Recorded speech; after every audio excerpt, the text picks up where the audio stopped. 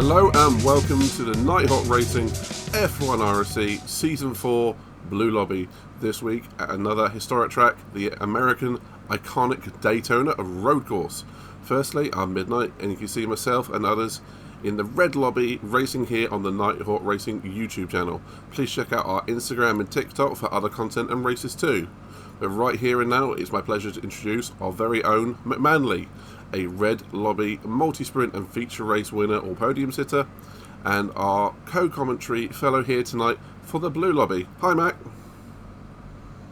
Hello, good to be back commentating once again. Of course, we know this race, there was a bit of a few weeks gap between this race and round 3. So good to be back. Of course, I was commentating red lobby last time out due to circumstances with one of our red lobby commentators. But we're finally back. We're back for blue lobby. And boy, am I looking forward to this one. It's the classic Daytona, where many races are situated around this track, IRL, and also just one of my favorites in general in the sim racing games. Perfect, and yeah, you're quite right. We took a little break for the Euro finals and semi-finals and all that, but more importantly, let's get on with the event. Right, so this is the 10 race championship, which is split into red and blue lobbies, with more than 30 drivers registered and racing over the series. Basic event overview, lobby split was for round 1, we don't need to worry about that anymore. We have a 15-minute sprint race here today, followed by a 10-minute qualifying, and then a feature race. So, Mac, can you give us a bit more information on the exact layout of the format, please? So we have, of course, the first session of the day being the sprint race, which is going to be 10 laps around Daytona. So plenty of overtaking opportunities, plenty of straights. It'll be very nice to see some of the drivers getting some slipstream and hopefully making some moves.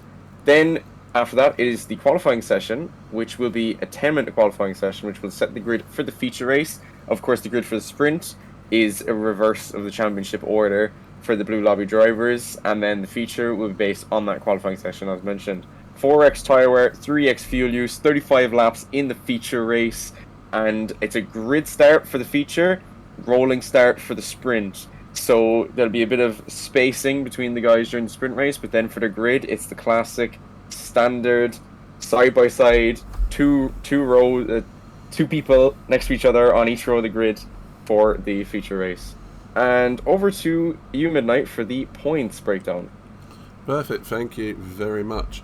So, simply put, for the sprint race, it is 14 points to the win, 12 for second, 10 for third, and all the way down to 1, down to 12th place. It's also a bonus point for the fastest lap. In the feature race, there is 28 points to win, 25 for second, and 22 for third. And all the way down to 1 point for 14th, and again, 2 points for the fastest lap. It's also worth saying that in qualifying for the top 3 positions, there are a couple of little extra bonus points. Create a little bit of jeopardy and to make it strategic thinking quite interesting. So you have to qualify on the tyre that you have to start the feature race on. So 3 points for pole, 2 for second and 1 for third. With that in mind, Mac, should we go and think about some track facts and discuss the drivers before the sprint race? So we have got 13 turns on this very nice American track, of course. Daytona, as I mentioned, quite a famous one. It is 3.56 miles, and for obviously us, 5.729 kilometers. But of course, just had to start with the American units there, as we are in America right now. So one of the interesting parts about this track is there, of course, is a different layout of pretty much the same track which they use for the NASCAR road course, where there's an extra chicane before the front stretch. However, this version is not present in Gran Turismo, so we're using the simple older layout, which is there's no chicane before that front stretch and heading into turn 1. But one thing I will say is that there will be a lot of bunching up heading into turn 1. It's quite a strange corner in the fact that you turn left and then turn left again. It's like a double apex, but not at the same time. Very easy to go off and very easy to misjudge your braking zone heading into that first corner. But I mean, it's a good challenge for the drivers, and it's going to be cool to see if anyone can make some standing overtakes into turn 1 or even turn 2 afterwards. And of course, one of the famous sections of the track being called the dog leg, as with most NASCAR type road courses, there's always the dog leg, which is the section and the twisty section in the middle that's outside of the oval layout. Well, it's an interesting course, Mac, and it's a new one to us at Nighthawk Racing for our series. This is in Season 3. It's going to create a lot of intrigue and a lot of potential flashpoints or some good moments of racing, if not some tears and fears. But let's move on and have a look at the sprint grid and then go from there. So here is your breakdown of the top 10 for the grid for the sprint race. So, of course, in first position, we have Piper in the BMW M3. It'll be interesting to see if he can fend off from Steven and Ziggy behind heading into turn 1. Of course, it is quite a long run, even with the rolling start. Definitely will be under pressure into turn 1, as maybe people going for lunges around the outside or the inside. Then next up, we have Steven, of course, the Austria sprint race winner in the classic VGT Golf, or Beetle, sorry, not the Golf. Golf is a completely different section of Volkswagen. But it'll be very interesting to see what Steven can do today, starting in a good position of P2. As mentioned, might be able to slipstream Piper a bit into turn 1, see if he can make a move and get the lead of the race. Next up, we have Ziggy. We know Ziggy is usually very good in the sprint races in the beautiful blue and white Supra, looking in a good position on third position in the second row for this rolling start. Sabre Venom has been having a few connectivity issues the last few races, so hopefully we'll be able to rectify this race, starting in P4 just behind Ziggy, see what they can do heading into turn 1 and further on in lap 1. Then, of course, our own Sarah Hockey for Nighthawk Racing in the lovely McLaren 650S. Of course, we've seen her have a few connectivity issues as Haslett and Sabre Venom have had, so hopefully can rectify that in the sprint race today. And over to Midnight now for the lower 5 for the sprint race. Thank you very much, Matt.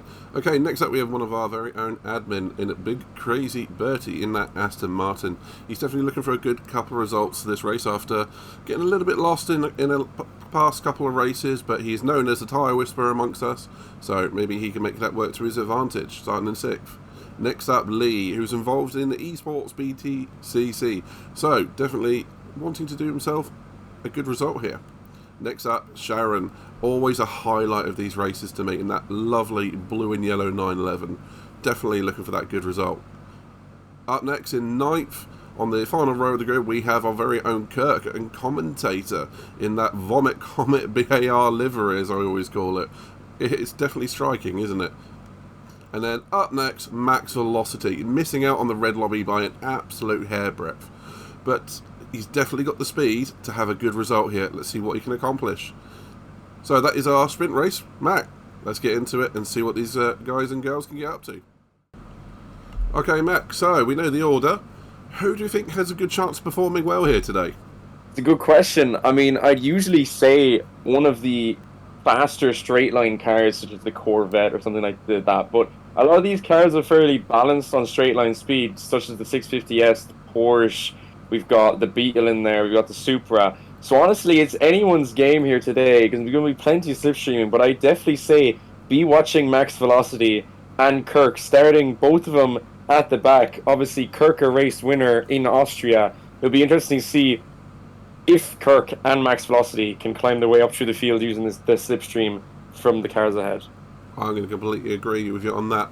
Max and Kirk definitely with the pedigree to try and cut their way through the field, and it's got to be said. Yeah, those the cars and the BOP at the moment is pretty good, especially around here, but it's going to be tricky with that infield section, and, well, one hopes we can all have a good clean race and see what happens. But yeah, I'm going to be keeping an eye on them too. And like you said in the intro, with Ziggy being a particular sprint race high roller, should we put it? We'll see what he can accomplish. But there's a lot of possibilities out there for loads of the drivers to get a good result, maybe steal a podium. So Matt, without delay, let's get straight into that race. Okay, here we are for the sprint race. We have Piper leading the pack away, 2 by 2. 10 competitors in this race. Let's see what they all can do. It's going to be tricky down to that first corner. It gets really, really narrow after a really long straight. But let's hope to see if they all get through nice and cleanly. Piper leading the pack away. Challenged by Steven, followed by Ziggy, Haslett, Sarah, Lee, Sharon, and then Kirk and Max, all in the same order they came through. So far, Bertie has seemed to have fallen to the back of the pack for some reason, so not quite sure what's happened to Bertie there. Maybe having a technical issue at the beginning of the race. Stephen challenging for the lead, Piper fighting him off, coming around the tight right-hander. So we've got some potential moves happening already, and this is in the twisty section of the course. So at the moment, Matt, they're all still in the same order they left, with the exception of Bertie, and good racing so far, Matt. And Lee making a dive up the inside, getting a little bit of contact with Haslett, backing out of it, but now he seems to have got through with better traction in his 911, and Ziggy has fallen back another place as well. Lots going on, Matt. And Stephen going for the lead. Yeah, the two Porsches. Sorry, go for it. Yeah, the two Porsches fighting there briefly, and Stephen's on the inside of Piper. Into the banking we go. So Stephen is, of course, going to get closer to Piper and potentially ahead, but Piper will have the better exit because he's running the higher line onto the straight. But will Stephen be able to clear him before that? They're side by side heading into the chicane now after the straight. Who's going to come out on top? Stephen has that inside line as Lee now looks for a move and goes round the outside of Stephen. What a move that was from the Porsche driver, and now has his eyes set straight on Piper as they head into the banking. He's going to have Stephen in his slipstream as well, but they're all taking different lines through the final curve. We have one high, one in the middle, and one low, but now they're all coming down to use Piper for his slipstream. Lee's going to go for the move, run outside into turn one. It's going to be an ambitious one. But again, Stephen's sitting there in the slipstream, trying to pick his moment, but Lee going high side again, going for the wider entry into turn one. Stephen thinking about going down the inside of the pair of them.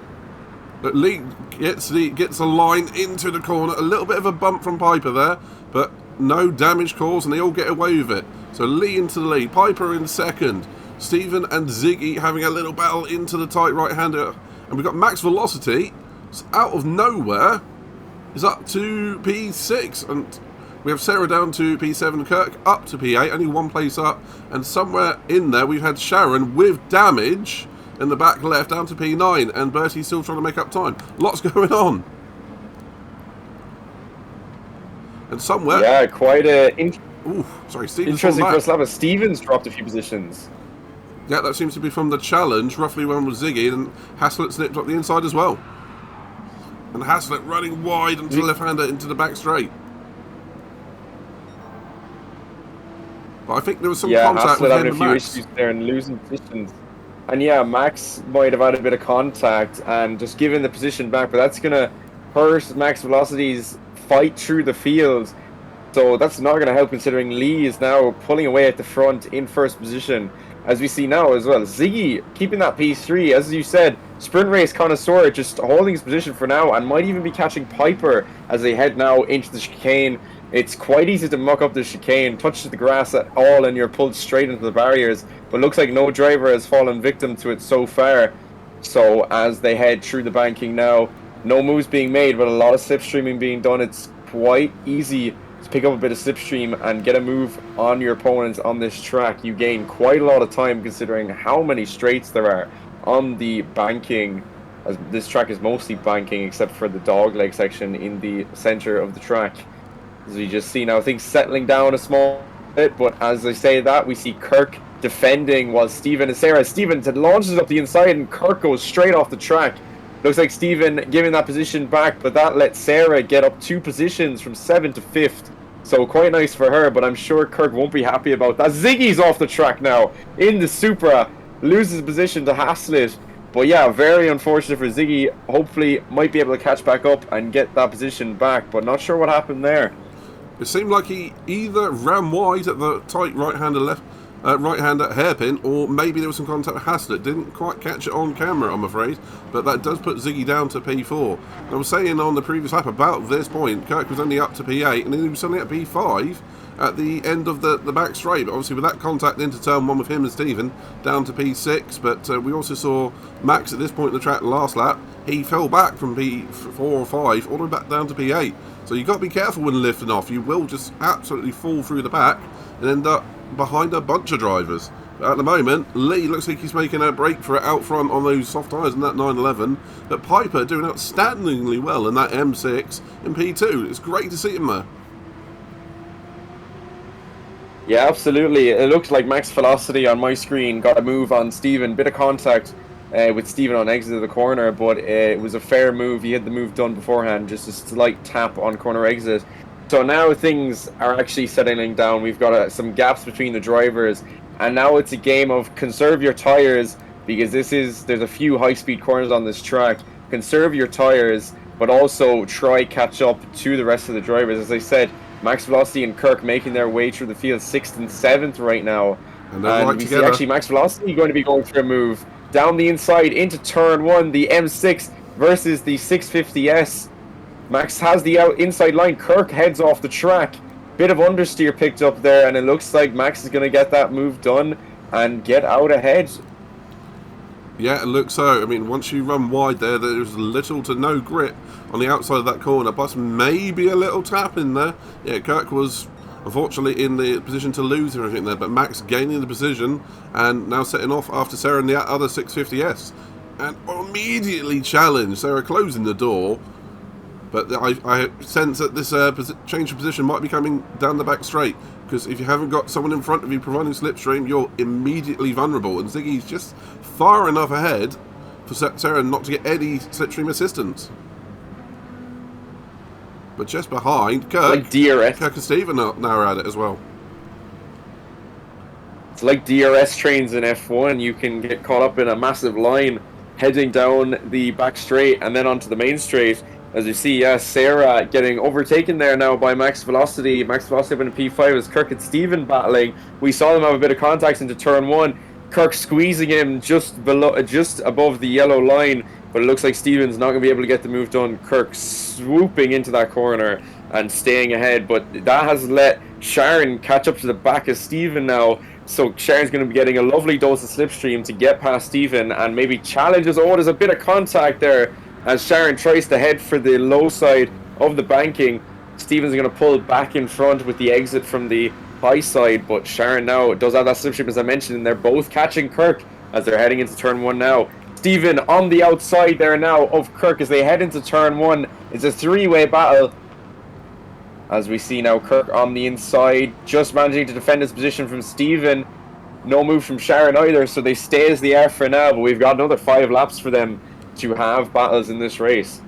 Yeah, so cracking battle from them three already. Sharon looks like she's getting the better of Steven under traction with that 911. Getting Steven up to P8, and she's obviously rejoined this battle. But towards the front, we can see Haslett has taken Piper. Piper is slightly off the track there, so another change of position. Ziggy is going to have an opportunity at P3 for that podium. All kicking off at the front. I didn't quite see how Piper ended up on the grass, but he's now run wide into that left-hander. Ziggy is challenging, coming up behind him, taking the low line, and now slotting in behind for that slipstream. And like you said, it's a bit of a DRS train, but they're going to have to hurry up because they've got Max Velocity joining the battle soon for that podium battle. And just behind, Sarah P6, Kirk P7, and Sharon on the back of Kirk in P8. Steven's still with them though.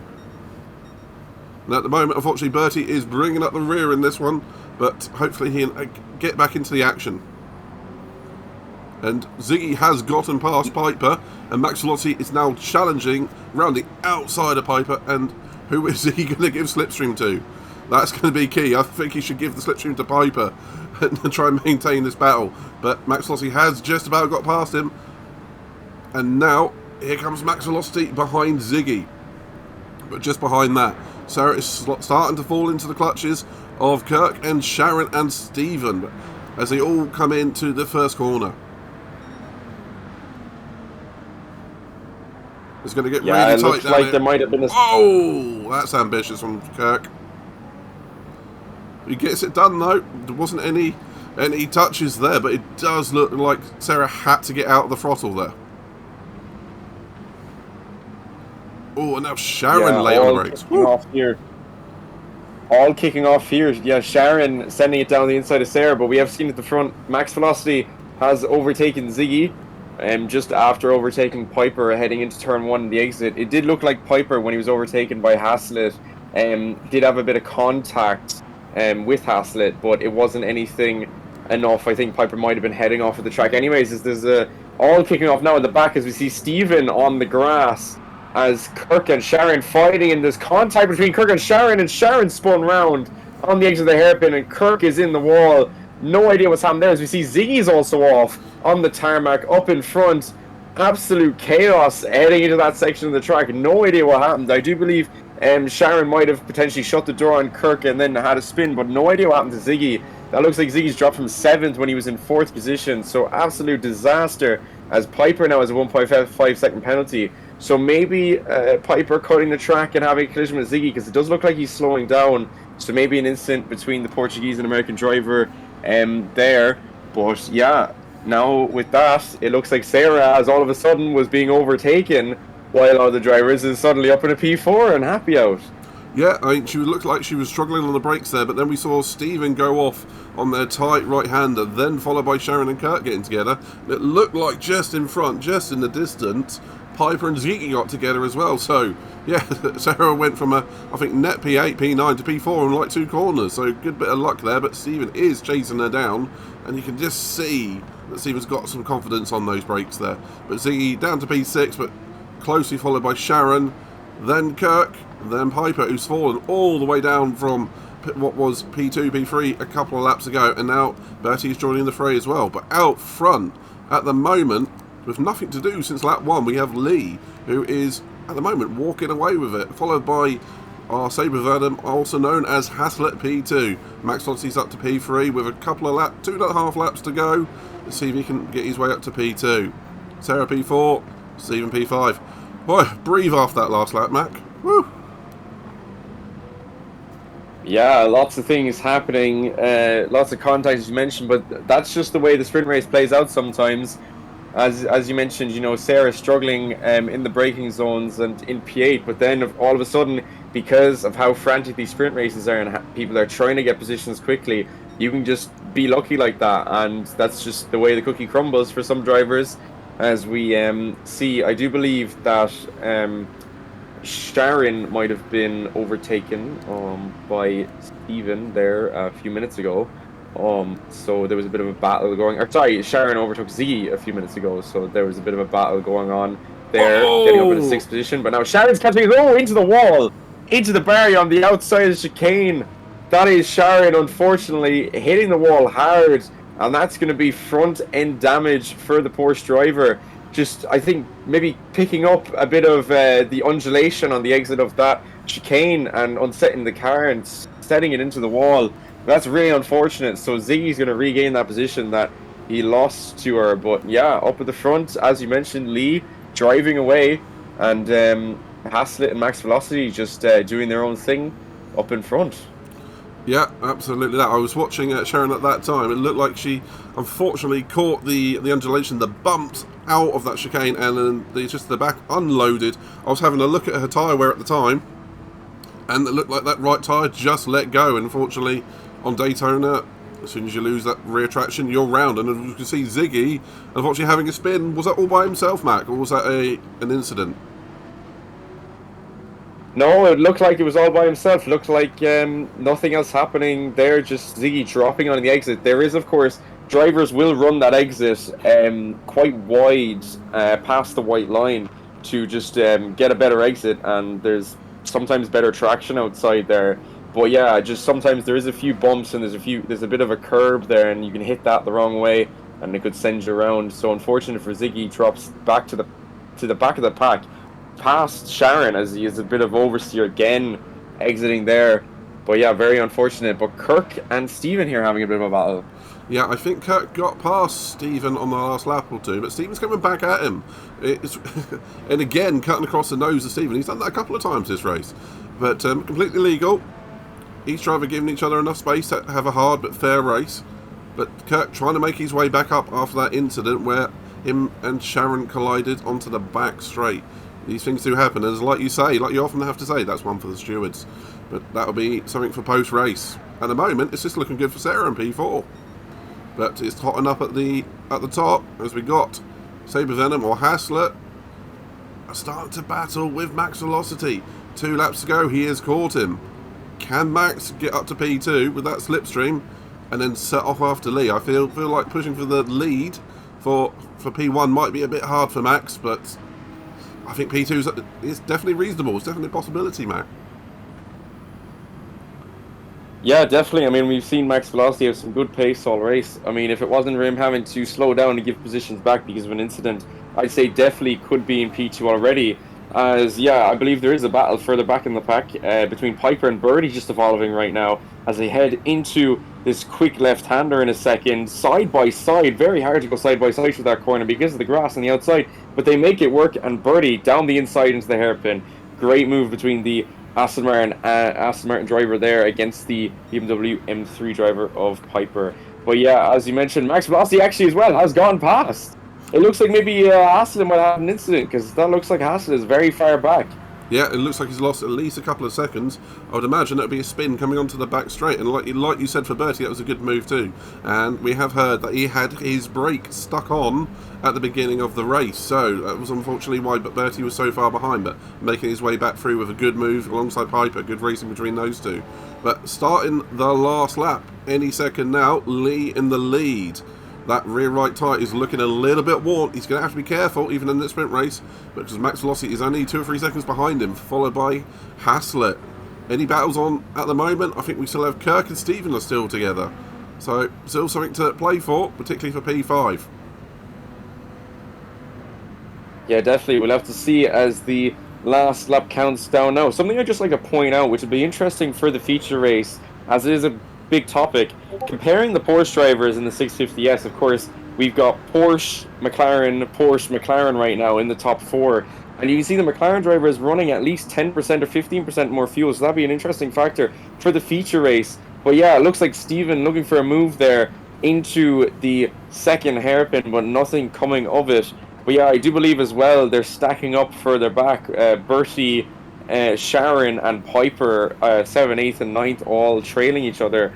But yeah, it looks like right now Steven trying to make a move. Is it going to work? No, they both actually run a small bit wide. Heading into corner right, there's a bit of contact, and Steven's now alongside Kirk. These two collided in the first corner, but here they are back racing against each other, and Steven has made that move stick and get in front. But he is going to be slipstreamed down this main straight. Yeah, I mean, they do swap paint, these guys, very often. They get on quite well, but when it comes to the track, it's always no love and war and that kind of thing. But yeah, at the moment, Stephen stealing P5, and Lee is going to come around and take the win. He looks like he's got enough of a gap to Max Velocity, but like you say, it does look like that 911 is burning through quite a bit more fuel on Lee's side, so he's going to have to be careful come the feature race. But at this moment in time, it looks like he's going to take the win. Mac, take it away. It was going to be a Porsche 1-2 until Haslett had an issue, but it is going to be Lee coming home in first with the McLaren driver of Max Velocity in second. Then we have the Porsche, the destined second position until he had an issue, finishing in third position. Still a very good performance from Haslett. Sarah, who thought she might have been finishing 8th or 9th towards the start of the race because of some issues in the braking zone, has finished P4. Brilliant performance for her, with Stephen managing to fend off from Kirk while Kirk was getting the slipstreams. Kirk in 6th, Stephen 5th. We got Sharon 7th, Piper and Birdie on the line. Piper in 8th and Birdie in 9th position. And further back, Ziggy having a few issues, having a spin into the grass, unfortunately, is trailing a lot further behind. I do believe he slowed down earlier on in the race, maybe a potential issue for Ziggy. But he will be coming up to the line in a second. Of course, we did say he's a sprint race connoisseur, but he's just been having a few unlucky sprint races the past while with incidents and technical issues. But he is going to be coming home in 10th position, and that rounds off our 10 finishers for this sprint race. An interesting one, Midnight. So yeah, that was a really interesting race. It looks like Lee picked up the lead earlier on and just ran away with it. Max Velocity taking P2, but unlucky not to perhaps get a little bit more, but I think he got maybe what he deserved in that one, because there was a couple of little incidences. He gave some positions back at what it looks like, so no harm, no foul on that one, but up to P2. But what could have been with him? But Haslett, Sabre Venom as we also know him, doing very, very well. Nearly giving us a Porsche 1-2 in the sprint race in the blue lobby, this one. Stephen was a bit of a highlight. I know I skipped Sarah, but we'll come back to her. Stephen and Kirk with a bit of a highlight in this one for me, and that was quite entertaining. Sharon recovering off a couple of incidents, and getting a good place as well. But just going back to Sarah, it's like what you said a minute ago. Absolutely, what it sort of race watch would look like he was going away from her and recovered to P4. So pretty good there. But I think a lot of the drivers give us a really good performance. Unfortunately, Piper slipping back through the field, but definitely raced with the best of them during that, and it was really good to see. Bertie with that technical issue at the beginning, unfortunately limiting his progress, but has definitely had a bit of an interesting one. Unfortunately losing a place on the line as well. But Ziggy was showing really, really strongly. But once you get those tyres dirty, you can spin and then spin again. I think that's probably what happened. But Mac, any particular highlights to that one before we move on to qualifying in the feature race?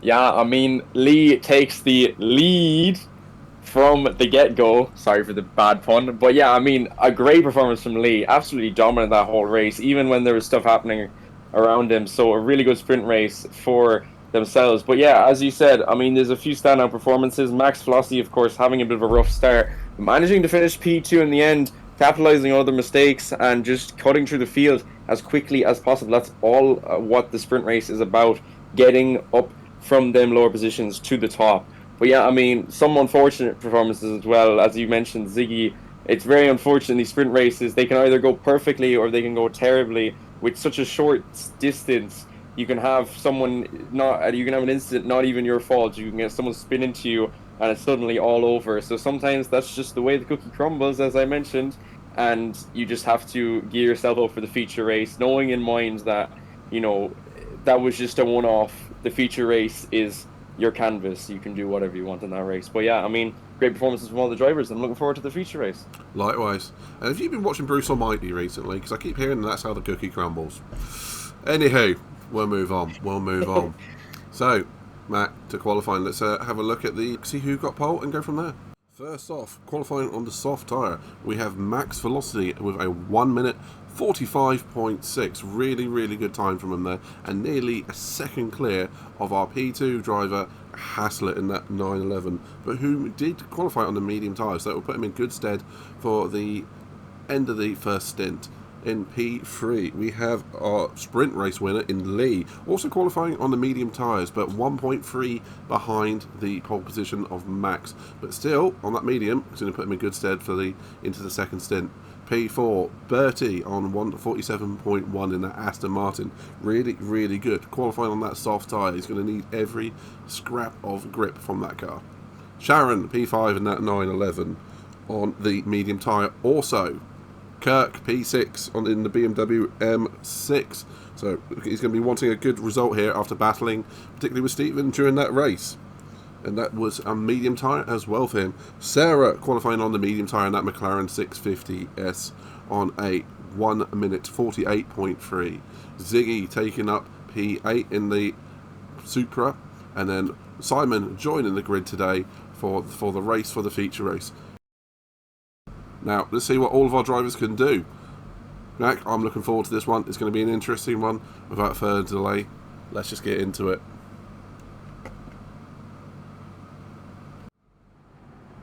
And we're here on the grid for the feature race here at Daytona. It's lights out and away we go. Looks like a good start there for Kirk in the background, moving to the inside just above the yellow line and trying to get past Sharon as they all head down into turn one now. Max Velocity leads with a 3 wide there in the back between Sharon, Haslett and Kirk heading into turn one now. Looking very clean from all of the drivers. No incidents this time.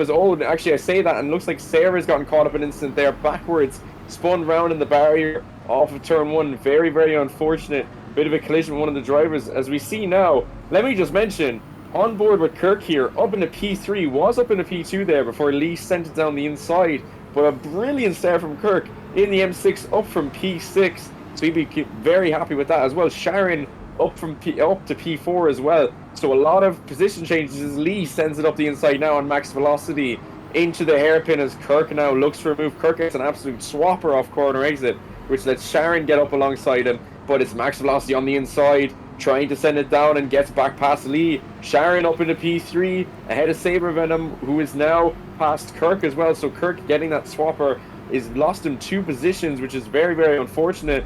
We head further back now as we see Sarah in 8th, unfortunately. It looks like Ziggy might have had a few issues in 9th, But up at the front, it's max velocity in first, with Lee trailing very close behind. For some reason, Max Velocity's got his window wipers on as well. That's the least we need to focus on in this one. Quite right, there was a lot going on in there. I believe Sarah hit the wall on the entry coming into turn 1 and was collected by Ziggy. Nothing he could do to avoid that one, which explains the first corner pile-up.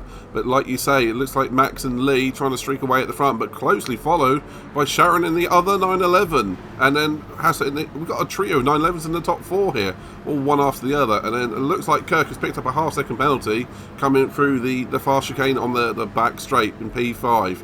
Lots going on in the first lap, but let's keep an eye on this battle for the front. Max and Lee going into turn 1. Lee going down the inside. Minor little bit of contact.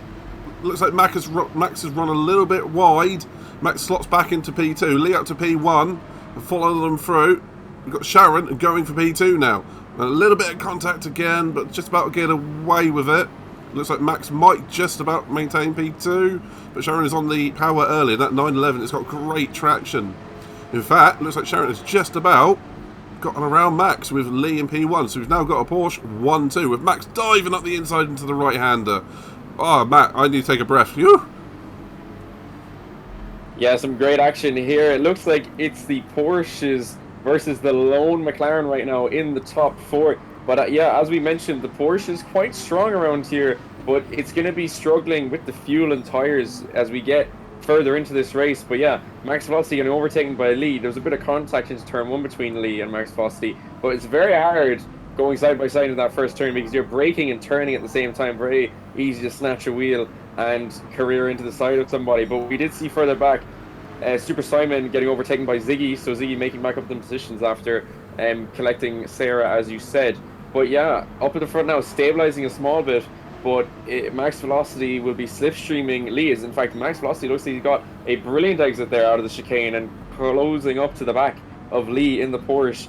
But yeah, the gaps are settling. You can see that there's about a second or two gap between everybody on the straight, as yeah, except for Max Velocity though, who is of course catching up to the back of Lee. They head down the front stretch now, just before the dog leg, as Max Velocity takes that high line, puts himself at risk of running wide though into the first turn. They head into turn 1. Max Velocity is going to run wide, as I predicted, but it looks like Lee is going to keep that position. Max Velocity just can't get the exit, and Max Velocity just has to stay in P2, just has to keep himself content. He's many more opportunities into these hairpins. In fact, Lee's gone a bit wide, and look, side by side, Lee goes onto the curb as it nearly spins there back onto the track, and it looks like Sharon's going to get past. Not sure, maybe a bit of contact, but that now leaves Max Velocity leading with the 3 Porsches trailing behind him. That was big contact from Max. That was down the inside. Lee did run wide, and Max took his normal line, and there was just contact with Lee a little bit slow on the outside. So, again, that's one for the stewards. So there's a bit of a spin in the background, I believe. Was that Lee? That was Lee cutting to the inside. Has lit up those rear tyres. He's gone from 1st to 6th in about 3 corners. And that is a tragedy for the Porsche driver.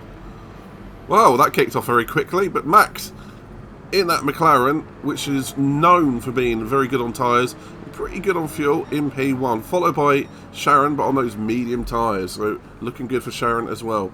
Haslett, Sabre Venom in P3, Bertie in P5 in that Aston Martin, closely followed by Kirk. I think the order is showing wrong of what I'm looking at. There we go, that's better. Now we've got Kirk in P3, sorry, Bertie in P4 and Lee in P5, and Super Simon running in P6. That is good to see him up there with very little practice as well. Ziggy P7 and Sarah Hawkey in P8. I believe we have lost a driver somewhere as well.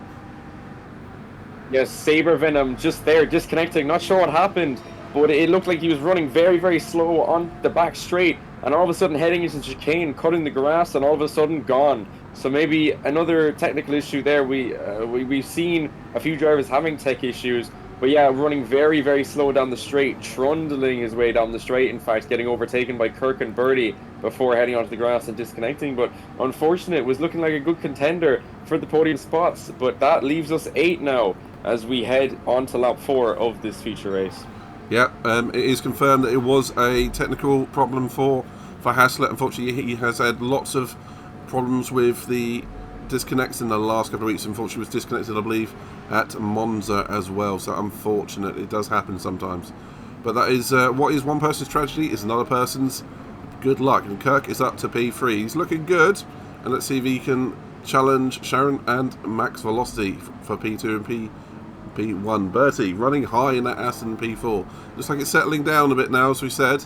Lee coming around that final corner. Now he's going to gather himself up. He was our sprint race winner. Let's see what he can do from there. But now it does look like Ziggy with front end damage is slowly closing down on Super Simon, who did have a 2-second penalty last lap, but will run wide, he'll be pushing his luck out there, and there's very little grip out there, Mac, but he's very lucky not to get a penalty too. Yeah, we've seen drivers getting penalties there. We saw Ziggy get one in the sprint after he had a bit of a collision with Piper in that same corner by cutting inside. But yeah, I mean, Super Simon's doing pretty well there in P6, just Ziggy's catching slightly, but be interested to see what fight, if there's a fight that goes down there between both the drivers. But yeah, as I said, it's settling down now. People are getting into strategy, into long-term race mode, trying to nurse the tires, trying to nurse the fuel. As we mentioned, the sprint, the fuel looks a lot worse on the Porsches, and we've got 3 Porsches currently on the grid. Well, we did have 3 Porsches. I think we only have 2 now, actually, because of Hassel's disconnect. So there is, of course, 2 Porsches that would be struggling with fuel, but there's other car makes as well that are not the best with fuel consumption. So we'll have to see how it plays out. If anyone can go longer and potentially do an overcut or undercut. Yeah, quite right. It is time they start thinking about strategy. How long can you get a set of tyres to go? How long will your fuel go? That's the most important thing around here, particularly when you've got such a long lap at near 2 minutes, and with the pit lane a long way away and full throttle, then you have to be very, very careful with your strategy. But it does look like Ziggy might be making a move on Simon somewhere in the middle infield somewhere. But that M6 looking good with Simon, and that Supra looking like it's fully under control with Ziggy. Unfortunately, he picked up damage in that first corner. A little bit of inside information. We do know Sarah pitted to repair the damage. Did not take on any extra fuel or new tyres. Will that be considered a mistake for the future? Mac, would you have taken on fresh soft tyres or fuel, or would you just got back out there straight away? I mean, it depends. Like, if you wanted to, I mean, technically, because of the 2 tyre rule, you could put on a different compound and therefore fulfill your compound rules, so you don't have to worry about putting on, let's say, you start on softs and you have to put on a set of mediums later on in the race. You don't have to worry about that anymore. So potentially a bit of a missed strategy option there to just get that rule out of the way while they were pitting anyways. But yeah, we see here Birdie and Kirk having a battle. The M3 versus the V12 Vantage heading into turn 1 now. Birdie opts for that outside line, just not able to get anything done, not able to send it down the inside because Kirk was defending the inside line. But yeah, Kirk just pulling away there. Now as we head into the dog leg, into the right-hand hairpin. Sharon, though, I have to say, Sharon doing pretty well in that Porsche in 2nd position. Managing to pull away from Kirk and, of course, just basically keep up really with Max. Like, Max is not that far up the road either. And Max is on the soft tyre too. Contender here for the win for 2nd. Yeah, exactly. So different tyre compounds even as well, managing to keep a gap while on the inferior tyre compound. But yeah, Bertie, I'd say, is definitely going to get a move here on Kirk at some point, or attempt one at some point this lap or the next lap. Well, the question is he going to go for the move, or is he going to sit in the slipstream and save fuel? But I guess we'll find out very shortly. I have seen further back that Simon, I think he's had a spin because he has picked up damage somewhere and he's fallen to the back of the grid. So has moved up to P7 somewhere. Ziggy has got him past Piper, obviously Sarah as well. But Lee, our sprint race winner, is now in a bit of no man's land. He's going to have to play the strategy on this one, and hopefully he can move up through the field. But at the moment, I'm not seeing Bertie trying to make a move on Kirk. I'm pretty sure he's using him to save fuel. But I guess we'll find out long run on this one. As you say, it's now strategy time. Let's see what these guys and girls can do. But like yourself, I'm also very, very impressed with Sharon on this one. As we saw at the sprint race, having a few incidents, but this time running P2, and that's exactly where she feels she should have been for the sprint race, so good on her. So I have to say it's a good showing for the top 4, particularly at the moment. a lot of the time in races like these, you don't want to be in the position that Kirk is in right now, which is trailing someone along behind you. Just as you mentioned, you hit the nail right on the head there at midnight earlier. Bertie can match Kirk's pace and save fuel where Kirk isn't, and use that slipstream to his advantage. So you don't want to be the person in the lead. You want to be the person behind, which is basically Bertie, the position that Bertie's in. Because right now, if Kirk breaks, Bertie can lift off a bit earlier and save a bit more fuel and save a bit more tires, but still keep on the back of Kirk, as you can see here, and just get to the back of him and then just pull off a bit earlier and then get that exit. So we'll have to see if Kirk tries to, tell Bertie to get a move on so Kirk can have a go off of saving a bit of tires and fuel, or if Kirk will just keep pushing on here. Maybe Kirk thinks that he's in a sound situation with the fuel and tires. But yeah, definitely things settling down now. There's this battle, of course, on the track, but people all being a bit quiet on the radios, being very focused. Yeah, I think you're right there. Kirk actually runs very wide, but he's going to have to go for the move. That was a perfect timing, but now maybe Kirk's going to say, oh no, you're going to have to pull me along for a little bit. I'll get the fuel saving, but you never really want to be losing position through a mistake, which is what that looked like. Looks like he got a bit of a swapper on coming through that very, very fast back chicane here at Daytona. But like you say, settling down at the moment, strategy's going to come into a play. It does look like out front that Max is doing pretty well. That right rear tyre in the McLaren does look like it's starting to give up a little bit, so you have to be careful, particularly under traction onto the back straight, because that is where that McLaren will want to brake. But just behind Sharon, it looks like she's going to be getting ready to inherit the lead. Who's got just about the same amount of fuel, but obviously much better condition tyres on those mediums, which at some point are going to start becoming faster than those worn softs.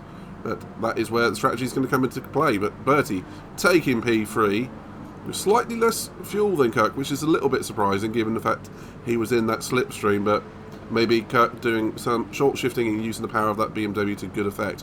But Lee is now starting to close in. But it does look like he's, again, using a bit more fuel. He does like to rev that 911 engine, which can be really, really good for a sprint. But when it comes to the feature race, it can be a little bit of a hole in one's armour. But that said, you can't challenge for position if you're not up there. We see Super Simon coming into the pit lane now. So repairing that damage probably, and a bit of an early stop considering only about 44% fuel, but definitely wants to repair that damage. That damage will be affecting the straight line speeding, considering there's such a long straight, two long straights around here. Definitely wants to fix it as soon as possible, and just would be bleeding time otherwise. So coming in, repairing that damage, getting on some fresh rubber, ready to challenge for some positions when the rest stop. Quite right, and I hadn't noticed out front, Max Velocity with a 1:45.9. Now that is outstanding pace out the front there on lap 5. And it does look like Sharon at the moment just can't match him on the 47.3 as a personal best. But at the moment, it does look like Max is going to be making a break for it. But he's got a couple of good fast drivers behind him in Sharon, Bertie and Kirk, although on different strategies. Simon is going slow in the infield section there. Don't know if he's come out and had a bit of a spin, or he's just letting Bertie and Kirk through in a second. Just strange to see a car slow. No, he's just allowing Kirk and Bertie through with the blue flags. That's what it is. Lee is in. He's taken an early stop there, Matt. That is a surprising one. I didn't expect to see him so early. Maybe he wants to get off those mediums. Considering fuel is going to be the limiting factor most likely for these cars, it's interesting to see him coming in so early, considering he's only have 50% fuel. Maybe just trying to get on some fresh tires, going onto the hards, which is interesting. But maybe just trying to get some fresh tires and gain some positions just to have better tires. Maybe get doing a long undercut on some of the drivers. But personally not seeing if that's going to work out. Personally not seeing that will work out, but who knows? Maybe I'll be wrong. Yeah, it's definitely an interesting strategic decision. Maybe he just didn't want to fight because he was catching Kirk and Bertie at the time. Maybe he just wanted to get out of there, and as it was said by, I think, Piastri, clean air is king. Maybe he just wanted that clean air.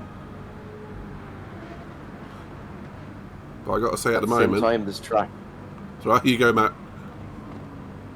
At the same time, this track, though, is a slipstream-dominated track, so clean air sometimes isn't the best thing around tracks like this, where there's such long straights. You'd want to be behind somebody to get a tow along the straight, or even do a bit of a bump draft, which I'm surprised to say I haven't seen today yet, actually. I didn't see anybody bump drafting on any of the straights, so yeah, it's just an interesting. I've seen it exactly once so far. I've seen Bertie doing that with Kirk a couple of laps ago.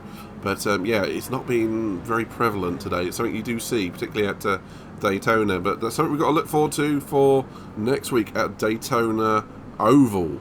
So that is a tactic that we will see a lot more of in the coming week. As Sarah comes in as well. Super Simon taking a trip off into the grass on the hairpin just there. Struggling maybe a bit with the different balance on the new tires, but Sarah, yeah, into the pits. This is the second stop for Sarah. As you mentioned, came in earlier, but as I mentioned, maybe going to be trying to mitigate that 2-tire rule right now. But looking like it's going to be a lot of stops this race because of fuel, not really because of tires. We could see anywhere between 3 stops at most, I'd say. And because it does look like fuel is being consumed very quickly around here.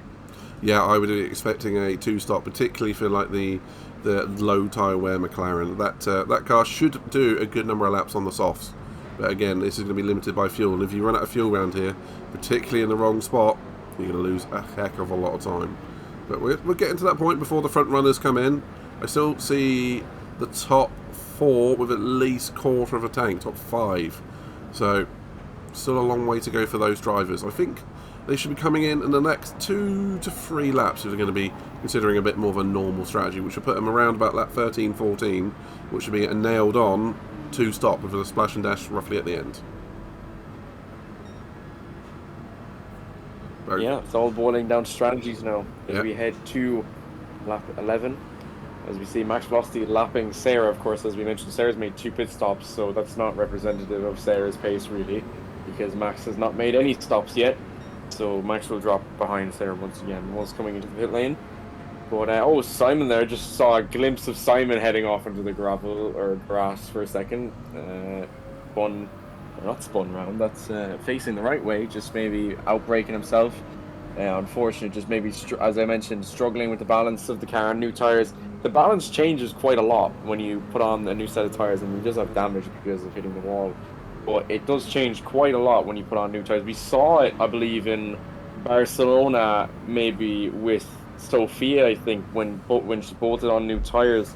Car was understeering a lot, whereas with the Corvette you kind of wanted a bit more oversteery, so you can get the power down a bit better and turn the car in easier because of the fact it's such a heavy car compared to the rest of the GR3. So it's very difficult to try to figure out the balance when you like the balance on a set of worn softs and then having to go to a set of grippy mediums, for example, that might understeer a bit easier.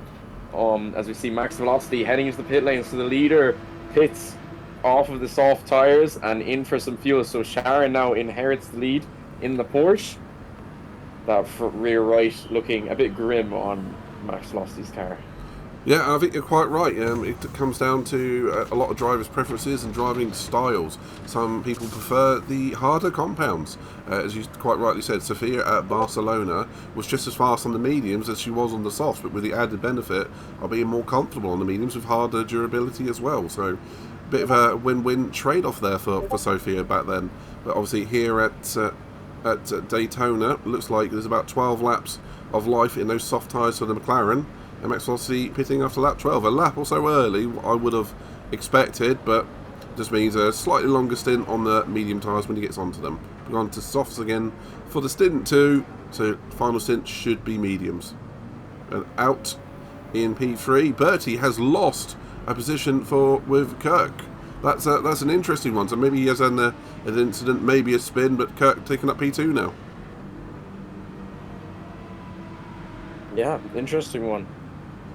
As you said, I'm a bit of a tired. I used to be a bit of a hard tire straggler when I used to drive. I used to try run the hard tires back in season one in the red lobby. Just would crash the car because the hard tires sucked. But yeah, it does look like Kirk got past Birdie. It looks like the softs on Birdie's car getting to their end of life. You can see the rear right going. So I'd say maybe Birdie just struggling with traction, allowing Kirk to catch back up to him, considering Kirk is on a harder compound, and of course does have a bit more life in them tires. So just that soft drop off period benefiting for Kirk, and Birdie is going to be heading into the pit lane now. It's in that yellow line, heading straight into the pits. So we'll see. Is he going to go on to do another soft stint, or is he going to go for the mediums for this middle stint? We will have to see. But that means Kirk gets up into second, or was already in second. But if he was behind, it would have been inheriting second. But of course, got ahead before that. So Yeah, Kirk is going to be grateful just to have a little bit of track to himself on those medium tyres. He's still got another few laps worth of fuel in there, so that is going to be pretty good for him.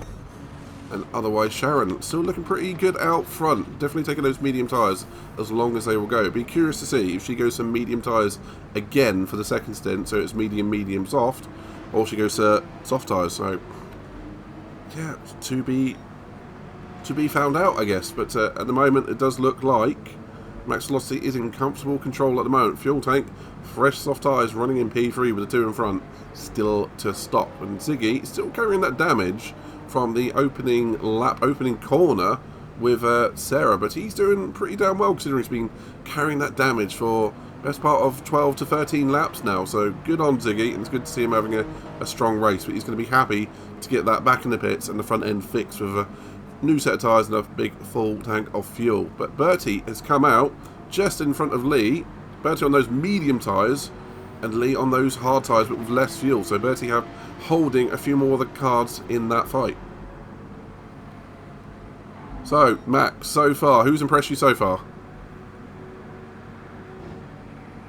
well, Sharon's just heading to the pits now, but I'd say, wow, interesting to see these strategies play out. I mean, there's a lot of people heading onto them soft tires. Max Velocity heading onto the soft, but then we have people doing the contrary, which is Lee on the hard tires and Lee already on 50% fuel. But I'd say everybody doing pretty good so far. I do have to say, I mentioned earlier Sharon doing a great job in second position, or what was second position. Not sure. I think maybe he might be out in third position after this pit stop. But I think as well, Ziggy doing quite a good job as well. Seen him much after that incident on the first lap, but with that damage, still managing to keep the pace with some of the drivers over the front, doing quite a fantastic job. Even with that front end damage, just shows the pace that he has today in this race. But yeah, now Sharon and now Ziggy will join Sharon in the pit lane to get off of the medium tires. So two medium runners coming in, going to be heading onto the softs, I would suspect. Watch it be the hards now, but it'll be the softs. That would be the way, wouldn't it? But Sharon coming out of the pits, not with a full tank, but with soft tyres and about 84-85% of fuel. That's an interesting strategic choice, I feel. But here we go. So just going a bit shorter on fuel helps with the pace of the car sometimes. If you have less fuel, you gain a few tenths sometimes. I don't know the exact statistic of how much percentage of fuel gains you this amount of time, but it just does. Just trust my word. How about we just say it's much? It's this much as we hold up a thing to the radio. Show them this much. Yes. This much time. Yes. So we see now everybody out on the track. So Kirk is our leader, but Max Velocity is our net race leader because, of course, Kirk hasn't come into pits. I suspect he'll be coming in this lap. He looks like he's merging, and he is indeed. He's going into the pit lane, so that will be Max Velocity back up in the first position after Kirk makes that stop. Kirk coming in, medium tires, 5% fuel, so that will most likely be going on to the softs. But yeah, looks like one person I will say who's gained a few positions. I think Lee. I know Lee is on a bit of an alternate strategy, but Lee's up in 5th position there now, ahead of Ziggy, Sarah, and Simon. We'll have to see what his strategy can do for him today and see how it's going to work out, because it's kind of, he's in a bit of an unknown with what he's up to. Yeah, we'll have to figure that one out as we go. But we do see that Sarah Hawking, our co-founder, is having a bit of a battle with Ziggy. So battle of the admin on this one. And Ziggy, with those fresh soft tyres, is going to be trying to make a break for it. But one thing he's not going to like is that McLaren's pretty good in a straight line, particularly when you get a bit of a slipstream. So he's definitely going to be trying to get away from her. But we shall see what happens. As Kirk is still in the pits, now just leaving the pits, taking on just about 80% of fuel. And back on to soft tyres. So he's going to be rapid at this point of the race. But he's still a good couple of corners behind Sharon. And Sharon, again, only one corner behind Max with that short fill. So, strategically, interesting decisions from Sharon, I feel, there. And from Kirk, to be fair. A couple of short fills. I did not expect that here at Daytona. But at the moment, does look like Lee, on those hard tyres, which looks like he might be able to do about 3 stints on them, he's just about keep in touch with Bertie on the medium tyre, so that might be a developing battle for the future. And I've just seen Sarah has got in front of Ziggy, so I think Ziggy has had a spin somewhere. He dropped quite a bit of time somewhere in there. Unfortunate for Ziggy, falls down to 7th. But good news for Sarah, who had that opening lap incident, will be wanting to have a nice clean rest of the race. It is also always worth saying you can definitely have a shocker of an opening lap, but if you keep the rest of your race clean, and anyone else has an incident in front, behind or around you, it does open up possibilities for you later on. So it is always worth keeping going. It's like the Fernando Alonso theory. Just keep going and hopefully you'll pick up a good result at the end. Always keep trying. But P3, you can still see Bertie in the background just lurking. So P1 to 5 aren't far apart from each other. But we do see Max Velocity taking purple sector 1. So he's on the shift. And we do have Sharon, who's still setting about 147.2s. So it's definitely picking up the pace as well. But we do see Max with possibly a little bit of pace in hand. We're going to see this lap what Kirk's pace actually is. So Matt, what do you think so far? Are we going to be seeing a big battle for any particular positions, or is it just going to be playing the strategic game, waiting for a couple of laps time? Could you repeat your question? Because I think on the shift in Ireland has a completely different meaning to what you said. I was so fixated on it. Shifting up the grid. Like shifting up gears. Yeah. Lost in translation there. We'll go with that, shall we? But yeah. Yeah, pretty much. I think... What was your question? Well, I was wondering if you think that the strategy is going to play out, or if there's any battles immediately coming up that you're going to be keeping an eye on. Yes. I think you should be keeping an eye on Kirk, Sharon, that battle. I think Kirk is going to be maybe trying to take some time out of Sharon, because they're both on the same compound. They started on the same compound and now they're on the same compound as well. But I think Kirk will be trying to push on and catch up to the Porsche driver and maybe even Max Velocity towards the later stages of the races. But also, I think as well, Bertie is definitely catching as well. Bertie is trying to catch Kirk.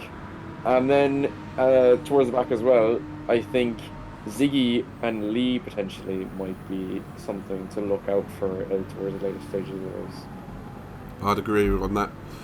It's also worth saying that the results from this race, how the red-blue split is dealt is on average points scored.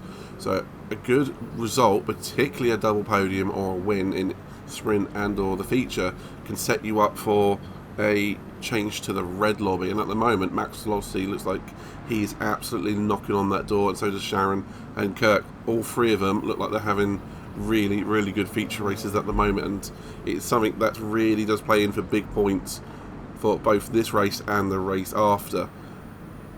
And it's really good to see that they're making good progress, particularly in this race. And at the moment we have had another change of position. This time Sarah with some damage, has fallen behind Ziggy, which is a front left and front aero damage for Sarah. So unfortunate for her, but that's going to really hinder her top speed, and something that she's going to want to be changing and fixing very, very quickly. It looks like Simon has chosen to run with the front aero damage for a while, but we did see Ziggy doing that for at least 13 laps earlier on, and now he's all pointed in the right direction. He's definitely putting some good lap times in. I think Lee, he dropped 4 seconds somewhere on the last lap, so he may have had a little bit of a spin, because he was a lot closer to Bertie, and his last lap was a 52.8, so maybe having a little trip over the grass, or a little once round somewhere in the infield. Easily done around here, Mac, and as we know from racing this in both dailies and other leagues, but obviously first one for Nighthawk Racing around Daytona, but this track can really, really bite you, particularly how bumpy it is in certain sections. Yeah, definitely. I mean, even just apart from the track geography, even just driving a track for the first time in a league, like, I'll be honest, I don't think I've driven this track outside of leagues. Whereas other tracks I might drive for fun, or I might drive them in free run lobbies or something like that. But this track is definitely one of them ones that I'll only ever drive to drive on it. So yeah, it's quite difficult. It's quite a narrow track at certain points, especially in the dog leg, the fast left-hander before the second hairpin. That one's quite tight, very difficult to go side by side. And when you do go side by side, well, we saw in the sprint race, we saw a few people going side by side making a stick because there was some class driving. But a lot of the time, side by side, especially with aggressive drivers, one of you will end up cutting the hairpin. But yeah, difficult track. Lots of it's a lot of tarmac, and then at certain points of the track, there's just grass plotted in places, and it can definitely unsettle you.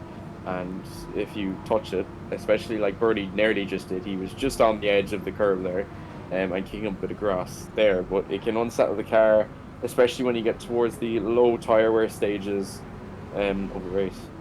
Yeah, quite right. I'm fascinated by that when we get to American tracks. They always name a section of the track after like an item or something. Because we have like the Watkins Glen, we have the boot, for instance. So, but the dog leg, that's a new one on me. But now you said it, I can kind of perhaps see it in the layout. So that's American tracks for you. But they do always provide a bit of a interesting challenge, and it's not something we always do. A lot of championships always end up doing a lot of the same tracks, so Spa and Dragon Trail, which we do go to, but tracks like this, they get missed out, and it definitely provides an interesting challenge and strategic interest. So at the moment, it's definitely playing out. A lot of the cars are spread out as the strategy is playing out, but it will quite possibly come together when we see some of the other drivers go to different tyres and or manage their fuel. But I've got to say, at the moment, I'm very, very pleased so far for particularly Max and Sharon, but I'm going to be still keeping an eye on Kirk. But as I've said earlier, this does have a lot of bearing, particularly on championship positions, and it's going to be some good results out there. It's just a shame for some drivers, and Lee had that off earlier on. He was definitely looking like a potential podium drive, but he hasn't been able to recover on pace since then. But running the hard tyre, that's always a bit of a slippery tyre. I know you said that you like trying the hard tyre, particularly in season 1, but on this track, on this day, I don't think that hard tyre is working. But you're kind of like, you're stuck in that, when you've put it on, you have to sort of just go with it. You can't change tyre. You have to get into the next pit window, at very least be able to run a soft or a medium tyre towards the end. There's no point going for an extra third pit stop just because you don't like a tyre and it's not working out how you feel. Absolutely. Yeah, no, just to go back to what you said there, I know you mentioned quite a while ago about the dog leg. A lot of the ovals, especially the ones that NASCAR race on it, if they have a road course layout, they usually call it the dog leg. I think, for example, Texas Motor Speedway, they call it the dog leg as well. I'm probably wrong, but most ovals, they'll call the inner infield section the dog leg. It's just, I don't know why.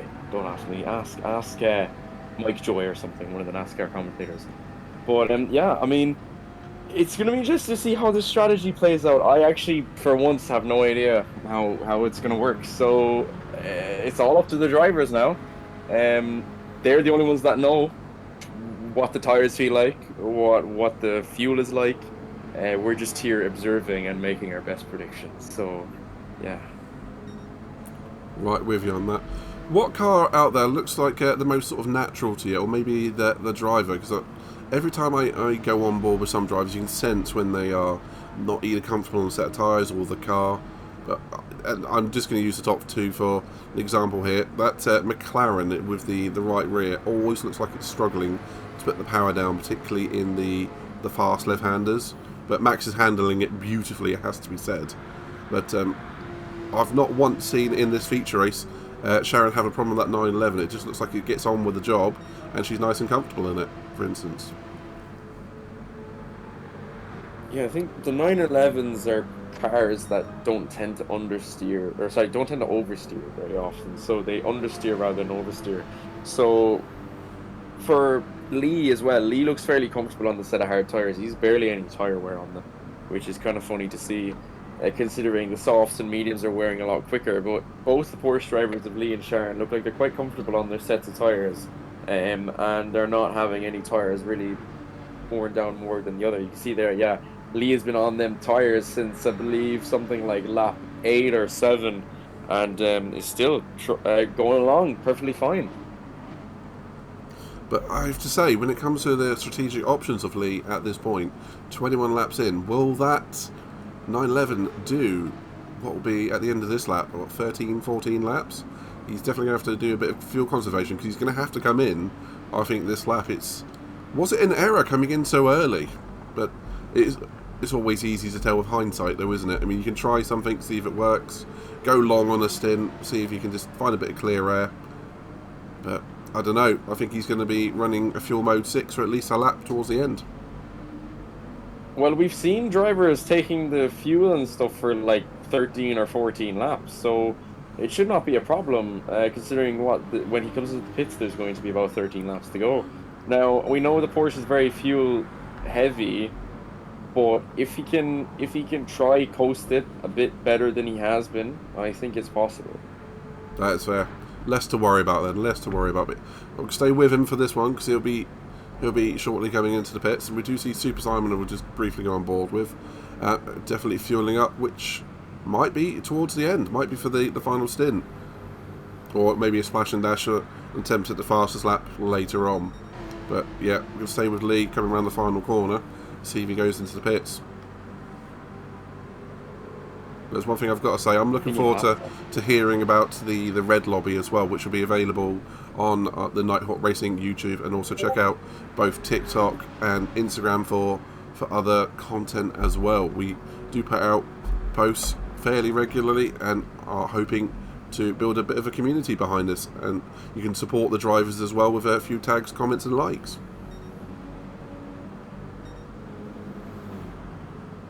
But the race definitely settled down now, Mac, and we're just waiting for that second round of stops. 22 laps in as Max is coming around for the end of the 22nd lap, a couple of corners to go, and to see what Lee does with his pit stop.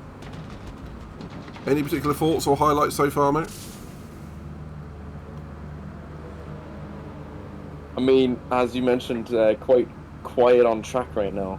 I will say that one of my highlights right now is probably just consistency. I mean, Max, Sharon, Kirk, Birdie, Ziggy, all been extremely consistent for like the past like 20 laps or so.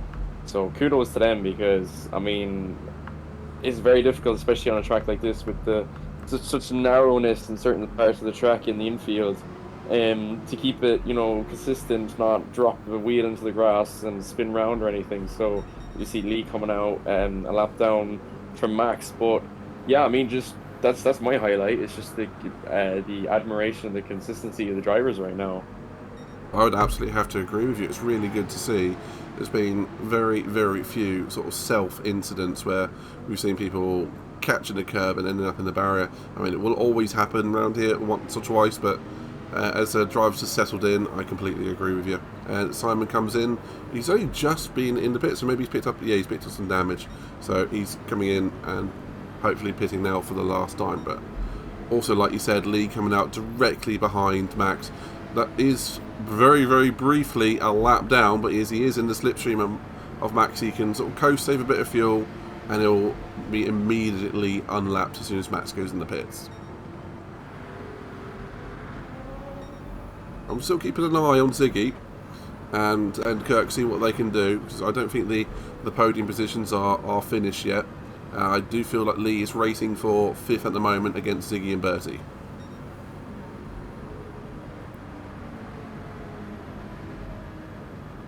Yeah, and we're just counting down the laps now until the drivers have to inevitably pit. We can see Sharon, I'd say, has about 1 more lap of fuel left in the tank in the Porsche.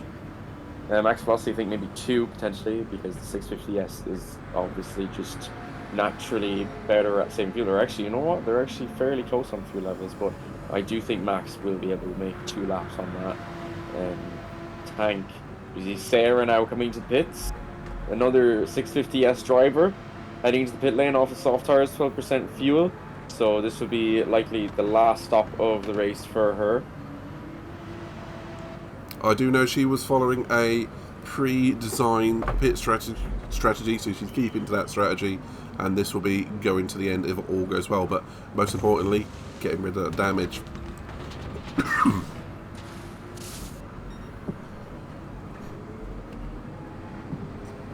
But yeah, so as we watch on now, we can see max velocity with the very, very worn rear right there. Surprised he's even able to keep traction down on that. But managing to do it. Very good driving. Yeah, I've got to say it's very impressive to keep their McLaren going in a straight line, particularly with that rear right tyre wear, so he should be coming in this lap. I mean, unless he's going to push his luck a little bit and go with a full tank of fuel and 1 less lap at the end. But we'll see very shortly as Sarah has rejoined the track on soft tyres with 93% of fuel, so she's going to the end as well. But we'll be currently a lap down, but again, Max will have to pit and maybe she'll get unlapped at that point. But let's follow Max, see if he goes into the pits on this lap, Max. Yeah, let's see. I mean, does have a bit of fuel in the tank, but is he going to be able to survive on that rear left? No, it looks rear right, sorry. It doesn't look like it. He's heading straight into the pit lane there. So 10% fuel. Heading off them soft tires. Is Sharon going to come in? Yes, looks like it. Not going to have enough fuel to finish this lap. So Sharon's also going to follow them into the pits. And let's see, what about Kirk? Is Kirk going to stay out for another few laps?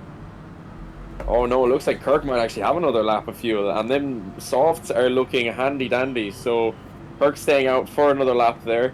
So we'll try and do a bit of overcut, try have the better tires towards the end of the race. As you see Max now getting fresh pair of boots on. I believe it will be heading to the mediums for max velocity, and Sharon will be heading onto the softs again, if I'm correct, as Sharon started on the medium tires. So will be probably another set of softs, unless she doesn't feel like the softs will get to the end, but I'm sure they will. I'm sure she'll be able to manage it. Max velocity, as I said, will be going on to the mediums because he started on the soft tires. Yeah, and crucially, they only need to take on 10 laps of fuel, so it's going to be a short fill, which is easier on the tyres as well. Yeah, Max does go to those medium tyres like predicted, but he briefly will be getting up to P3, but he's still yet to stop for his final time. And we're just waiting for Sharon to come out the pits. Is it soft tyres? Looks like it is. Yeah, it's now a sprint to the end, and it does look like Sarah remains a lap down, so she will finish a lap earlier than a couple of drivers ahead, like Sharon and Max Velocity. But now the eyes will go on to Kirk, who is yet to stop for his final time. He might just about have one more lap in him, but if you're going to be trying to cover the undercut, I would be pitting now. How about yourself? Yeah, definitely.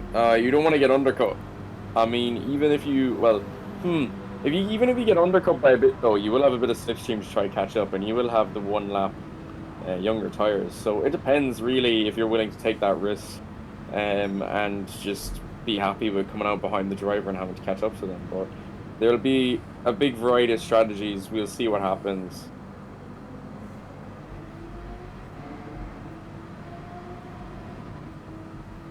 But otherwise, it's going to be Ziggy's in. He's in for his final stop as well in that wonderfully designed Toyota Supra. So he'll be fueling up for the last time, and that's going to be a question if Sarah can catch up to him and have a little bit of battle for P6. It does look like Lee will be going to the end with those soft tyres. It looks like, yeah, he's going to have plenty of fuel. Bertie in for P3, which is going to give Sharon a bump up the order on that one. But Kirk, he did decide to go for another lap, so he's definitely going for like the king of the soft tyres at the end. And taking on the least amount of fuel. So will he be able to challenge Sharon by taking on much, much less fuel towards the end? I think that's going to be where our eyes are going to have to go, Matt. But as Bertie comes in, gets rid of those medium tyres, he should be able to fit a set of soft tyres towards the end and take on, again, less fuel than some of the others around him. I don't know, it's quite a big gap between the drivers when Bertie would be coming out of the pit lanes, so you'll have to get a move on if he wants to make some time up. We'll just have to see how it plays out towards the end of the race. I think you're absolutely correct. Yeah. I think it's going to be close between Sharon and Kirk, though. Bertie is coming out of the pits, takes on 74% of fuel, and off he goes. He's come out in front of Lee with quite a significant margin. Those hard tyres did not work out for him, and Lee was closing down at one point, but I think he may have had a possibility of a spin during that lap, because he again dropped a few seconds. So yeah, he's dropped a couple of seconds each lap for the last couple of laps, and maybe as he runs wide into turn one, so maybe it's a couple of errors, maybe he's running a lower fuel mode. I don't really know on that one, but Kirk into the pits from 0% fuel. He measured that perfectly, or by luck, who knows on that one. So Max Velocity will inherit the lead where he's been for most of this race, now on those medium tyres. Now, again, it's going to be a battle between, I think, Sharon, who's coming round the final back straight now, already in the pits, and about to take on new tyres, and what will be significantly less fuel than what Sharon had to stop. So, this is where my eyes will be going at the moment. But Sharon, actually, taking P2 and down into turn 1 as Kirk still refueling. So, it might not be as close as we had hoped. Yeah, I mean, this track is, as you know, lots of straights and not many places to gain time, because there's not many heavy braking where you can kind of cut and gain a bit more time. There's a lot of just banked corners, so it's very easy for someone to just get away and not be able to catch up to them very quickly. You can see there, Kirk coming out about 2 corners behind Sharon, so Kirk will have time to catch Sharon, of course. Got about 8 laps to go, but it's going to be a tough ask. Yeah, I completely agree on that. Completely agree. So he's going to be going for, at the very least, the fastest lap, which is currently set by Max and a 1:45.9, which is not looking like it's going to be improved upon with Max, as the sheer fact he's now on the medium tyres. But all the drivers on the soft tyres are going to have a significant crack at it. Sharon down to the 47.5s. Looks like she's not going to be able to challenge for the fastest lap, but again, great consistency there, particularly in that 9:11. And yeah, Kirk is going to be pushing like mad, I feel, just to gather an extra couple of points to that fastest lap, which is obviously an availability and a little bit of a bonus for all the drivers. But good to see Bertie running high in P4 as well. We haven't seen much of Bertie in this one since him and Kirk were welded together earlier on, but good to see him having a very high, just near podium finish today. What looks like to be a near podium finish. Just want to point out, Ziggy's got some really good pace. I was just on board with Z for the last few laps, and he is getting a blue flag, but he was actually pulling away from Max Velocity, who's currently the leader. Max Velocity was pretty much on the back of him a while ago, but Ziggy is pulling away now from the leader. So it just goes to show, maybe if Ziggy just hadn't gotten caught up on that incident on the first lap that Sarah had, we could have seen him up here towards the front. So yeah, just a testament to the great race that he's had today. I quite agree, and that's just some way, the way that the cookie crumbles sometime, Mac. I could not help myself. Could not help it. But yeah, you're right. That's a really good insight, actually. The fact that Ziggy is keeping the gap, and if not, I think he might have even been stopped being shown the blue flag. So I think he's pulled out enough of a gap on max velocity to stay on the lead lap.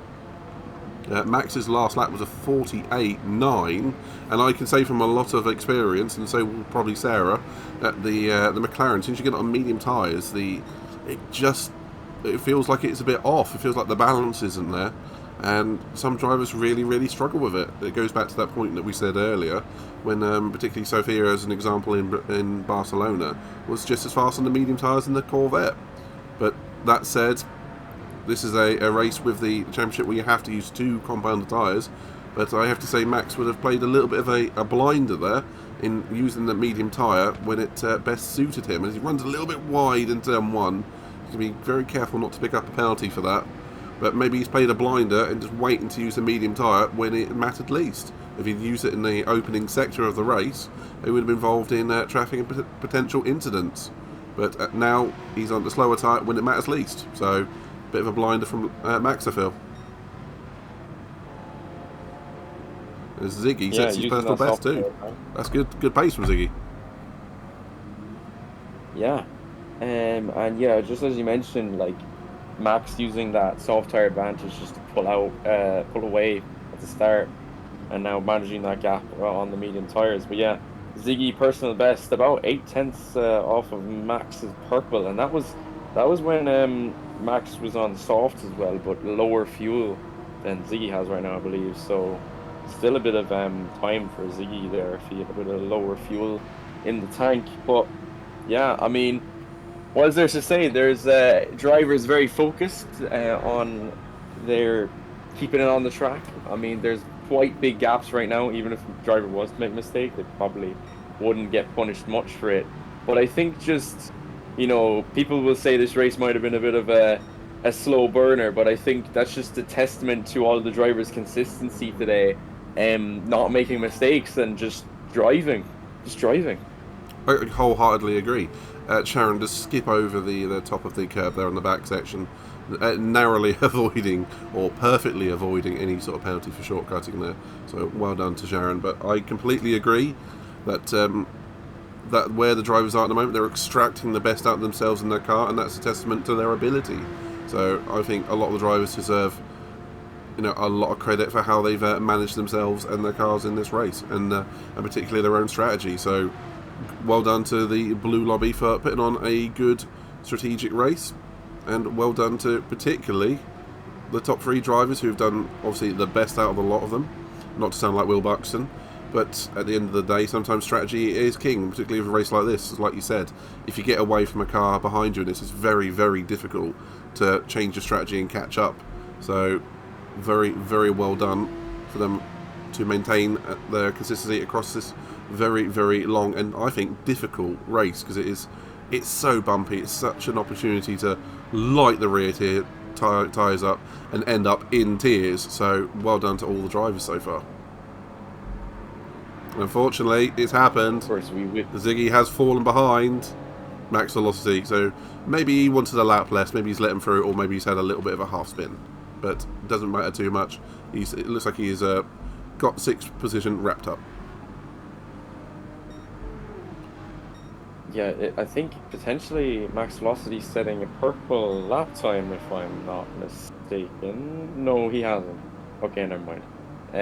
But yeah, no, max velocity maybe just settling in on the medium tires finally, and just picking up the pace. But maybe Ziggy might have made a mistake on that lap. Not sure. I think he has actually, yeah, because he's coming up to the line now. I think he's a few seconds off of his last few, I think about 5 or 6 seconds. But you can see he is catching him in that slipstream again. So we'll have to see if Max will mind letting Ziggy back pass because of the superior pace. But yeah, I mean, I think, yeah, it's just been a pretty good race from all the drivers today. And as we were on about, this track is very difficult, and we will of course be back at this track again next week. Just we'll cut off the dog leg, no more dog leg. It'll just be the full oval, and that's gonna be an interesting one. I don't know, scared or excited about that race, but we'll find out in about a week's time when you hear us commentating how it went. But I'm sure the drivers will do better. I think both. I think scared and excited at the same time. If it's 98% one or 90% the other, I think it will be equally interesting to at very least witness. It will be a new style race for Nighthawk Racing in the F1 RST Championship, which will be obviously Daytona Oval, and it's going to be, I think it's going to be more of a, it's definitely more of a strategic race, choosing your moment, because as we see from other formula like NASCAR or IndyCar, Sarah getting a massive swapper on right in front of Kirk has just about saved it. But the oval was going to be a strategic masterclass, because as we see in those other formula, if you push your luck too hard, you can end up in a barrier. You can make your strategy more difficult than it should be, push your fuel too hard, and then end up completely out of sync with the lead lap. And it will be a case of trying to stay on the lead lap and closer back and doing all that you can. So something new for Nighthawk Racing coming up next week.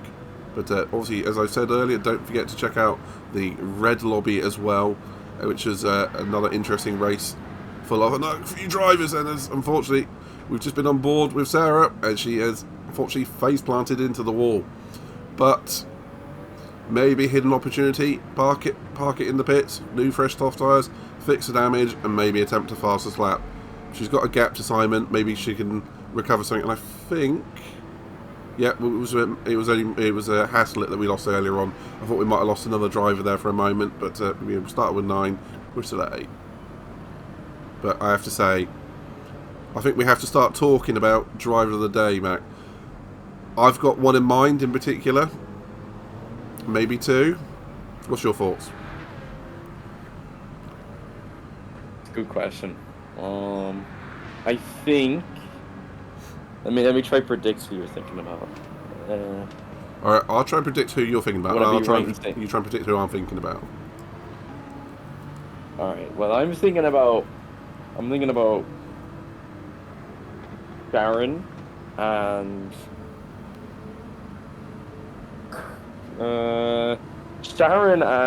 Bertie, and you're thinking about Sharon and Kirk. I was thinking either Sharon and Bertie or Sharon and Max, to be honest. But Kirk, he's had a very, very solid race. Absolutely, he's definitely worth being involved in the conversation. He's done particularly well in that middle stint.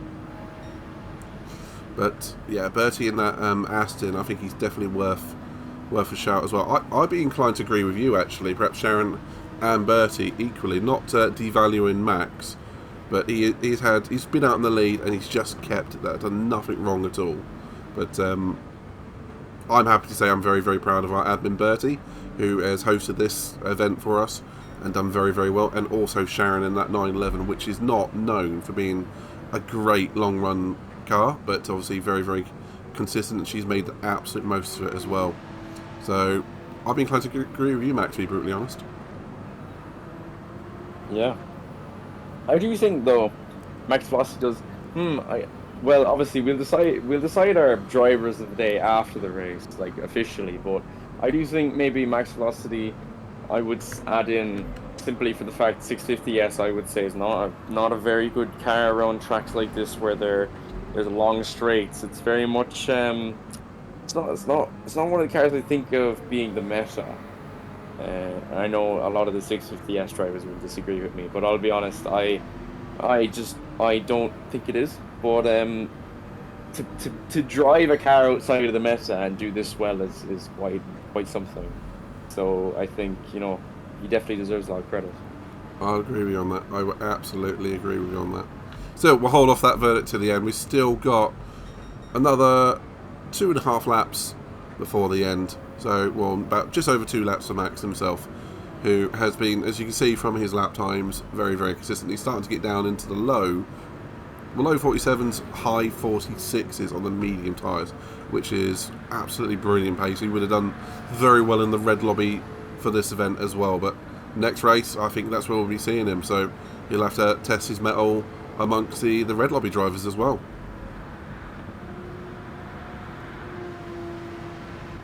I did just see a very slow car on the back straight. I didn't see who it was. Oh, Simon. I think he was just letting Sharon through. Yeah. I think Simon pitted there a while ago as well, to repair some damage, I think, as well, and just maybe just bolt on a new set of soft tires just for the final few laps. But yeah, it's getting toward the closing stages, and not much more to say except just how well all the drivers have been doing. Interestingly, after that faceplant into the barrier, Sarah has chosen not to pit for the damage. So interesting. And yeah, she's just circulating to the end. Maybe she knows she's comfortable in 7th place. She's just going to take the points, no stress, and just lets Bertie through into turn 1. It's going to get very close, actually. Very similar incident that occurred with Sarah to Sharon. Remember Sharon doing that in the sprint race? True. Same thing happening to Sarah pretty much off the corner exit, getting caught out by the bumps. Yeah, and as we mentioned, this track is very, very tricky with that. If you do have a wet, worn tyre or put the car in the wrong place, it can bounce you straight into the barrier, which unfortunately happens. But Max starting his final lap any second now in this very, very foggy Daytona, it would seem. But next race will be taking place at night, so we're going to have a very different set of circumstances and track layout at the same location. So something to look forward to, and it's going to test a lot of the drivers' resolve, I feel. But this race itself has been a race of patience and pace, I feel, and definitely, as you keep saying, consistency. Yeah. Just looking at all the drivers now, seeing all their beautiful liveries, which yeah, there's a lot of nice liveries actually included this season.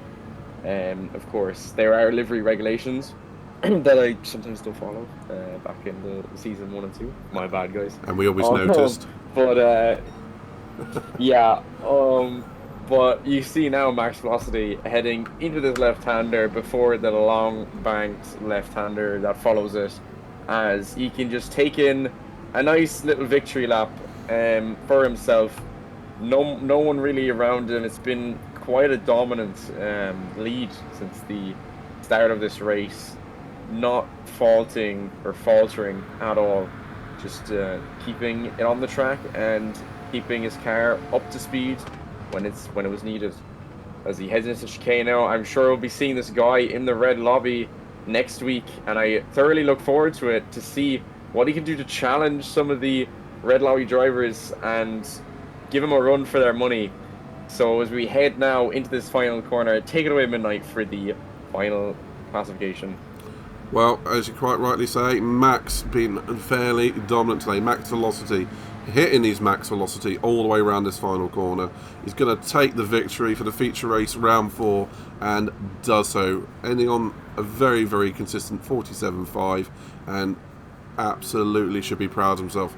Sharon coming around in P2, not far behind Max, and absolute brilliant showing from Sharon as far as I'm concerned.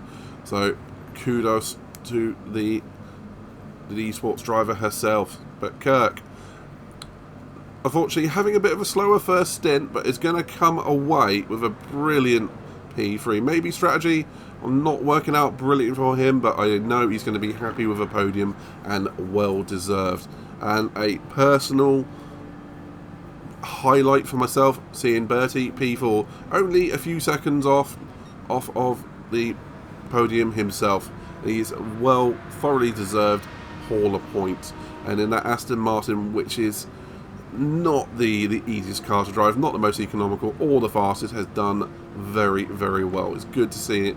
Bertie and Aston up in P4. Lee, kind of a race of what could have been an interesting set of strategy, as he definitely is pushing and hustling that car on the final lap with that rear right tyre absolutely screaming in agony. He's going to get a deserved P5 as well in that BTCC livery. But all I can say, again, what a race of what could have been somewhat, but he's going to be happy to pick up a good haul of points and a decent showing, as he definitely puts a wobble on through the final curve corner. Followed by Ziggy, a good showing, a lot of speed earlier on, having a good race with a couple of drivers, and then followed by Sarah, Super Simon, and Haslett with the DNF.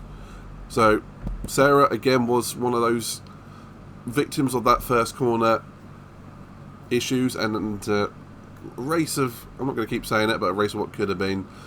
But at the end of the day, a good haul of points, followed by Super Simon, who has finished the race, joined us after the sprint, has done qualifying and joined us for the feature.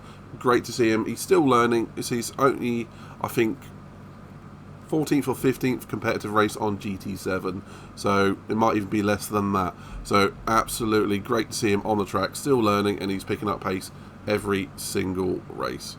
And it's just such a shame to see Saber Venom, who was showing very strongly earlier on, who looked like he might have been in touch for the top 3 positions, but what is his disappointment is other people's benefit, as we keep saying. But Mac, what's your feelings? Any particular 5-star reviews for any drivers out there, or any highlights, anything that you want to see for the next race? What are your thoughts? Well, it's hard to say what I want to see for the next race because it's such a different track. It's the same location, but it's so different considering there'll be pretty much no braking. It's all flat out for the Daytona Oval. So I think what I want to see next race is I want to see some clean, good racing with the drivers, and I want to see. I mean, the nature of the next race is going to be different because of the fact that it's an oval and it's literally anybody's game. It doesn't matter about your skill, your car. Anybody can win that race because as long as you slipstream correctly, get in the right lanes, you draft the right people, it'll bring you to the front and you can win on the last lap. And it's going to get aggressive, and we're going to have something in store for us for the Daytona Oval. But I think I'm going to talk about driver of the day now. I'm a bit torn, but I think in the end I'm going to go for Kirk as my personal driver of the day. And the reason I say that, I know I said Max Velocity and Sharon and Birdie earlier, but I do think Kirk, he started P7 in the race and he got up to P3 on the first lap, even P2 at one point, but Lee re-overtook him. But P3 on the first lap, cut his way through the fields and stayed in P3 for pretty much the rest of the race and did not have any mistakes at all. I think in general that's a really good performance, and one that we should see, or one that he'd hope to have every race for the rest of the season. Yeah, I quite agree. Do you know what? I'm going to go with the emotional one on this one, and I think that's kind of how it should be sometimes. I'm going to go with Sharon for this one because that is an outstanding race. We saw how dominant Max has been today, and she was not far behind at all in what looked like a pretty much flawless race, getting the most out of that 911. But I can fully accept that Kirk is your one, and I think they should be both very happy with co-holders of Driver of the Day on this one. But again, some shout-outs particularly to Max Velocity and all the rest of the drivers who've made the end there. It was a shame to lose Haslett during the early stages, unfortunately, with disconnects. But yeah, it's been a good race. I've enjoyed it. It has been a slow burn, not the most action-packed race that we've ever had. For that, I'd highly recommend you check out our back catalogue on the Nighthawk Racing YouTube, particularly the sprint race at Austria, and we had a few other good races. Yourself and I, Mac, had a good one in the Red Lobby at Barcelona. That was an interesting one. But otherwise, we look forwards, and this race is now over and done with. And I'm going to take the opportunity to say thank you very much to everyone who has watched, liked, commented and shared to the video, been a part of the family, and to yourself, Mac, especially for being here today. And I look forward to more time in the commentary booth with yourself. And well, let's see what the rest of the season can bring us. And the championship itself is going to be shaping up nicely with the points that have been won here today. So lots to look forward to in the remainder of the season. Only halfway through so far. Not even that, actually. So about 60% left to go. So lots still to see.